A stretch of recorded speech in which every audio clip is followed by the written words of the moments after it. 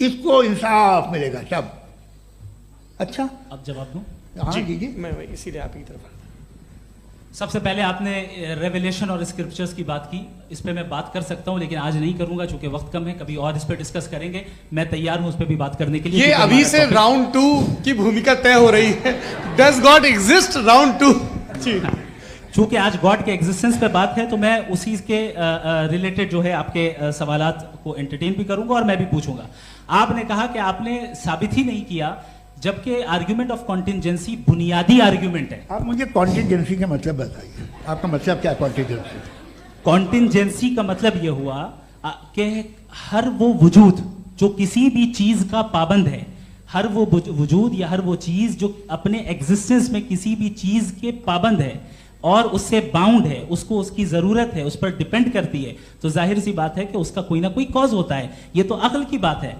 ये आप रीजनिंग की बात करते हैं, मैं वही कर रहा हूं। दूसरी चीज आपने ये बात कही कि इतने बिलियन लाइट ईयर्स दूर है, उसका मेरा क्या लेना देना। फिर मेरे ख्याल से आपको ये नहीं कहना चाहिए I think therefore I am an atheist. आपको सोचना चाहिए, सिर्फ आप एक लिमिटेड दायरे में रहकर नहीं सोचें बल्कि बाहर निकलकर सोचें।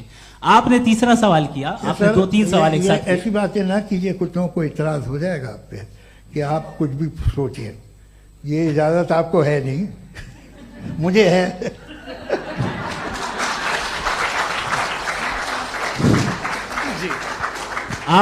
आपने प्रॉब्लम ऑफ इविल के ताल्लुक से सवाल किया और बार बार आप एक लफ्ज रिपीट कर रहे हैं कि ओमनीपोटेंट गॉड है, ऑल पावरफुल गॉड है। यही तो दरअसल समझना है कि गॉड का कॉन्सेप्ट क्या है। प्रॉब्लम ऑफ इविल जो है, प्रॉब्लम ऑफ इविल दर हकीकत 2 असम्पशंस पर कायम है। अगर आप इन 2 असम्पशंस को समझ जाएं तो ये प्रॉब्लम नहीं रहेगी, आर्ग्यूमेंट आपको समझ में आ जाएगी कि ये कोलैप्स कर जाता है। पॉइंट नंबर 1, यानी जो आपका सबसे पहला फॉल्स असम्पशन है कि गॉड मर्सीफुल है, ओमनीपोटेंट है, दुनिया में जुल्म हो रहा है।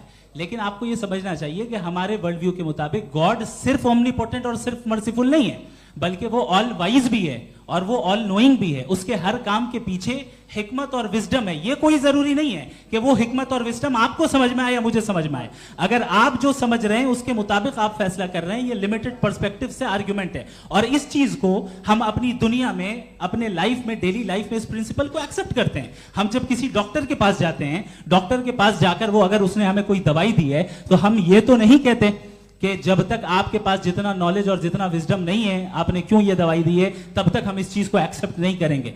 नहीं कहते, हम उसकी अथॉरिटी को तस्लीम करते हैं। क्यों? क्योंकि उसकी हम जानते हैं कि वो नॉलेजेबल है, वो विजडम वाला है, हमसे ज्यादा नॉलेज और हमसे ज्यादा विजडम है। बताएं सर।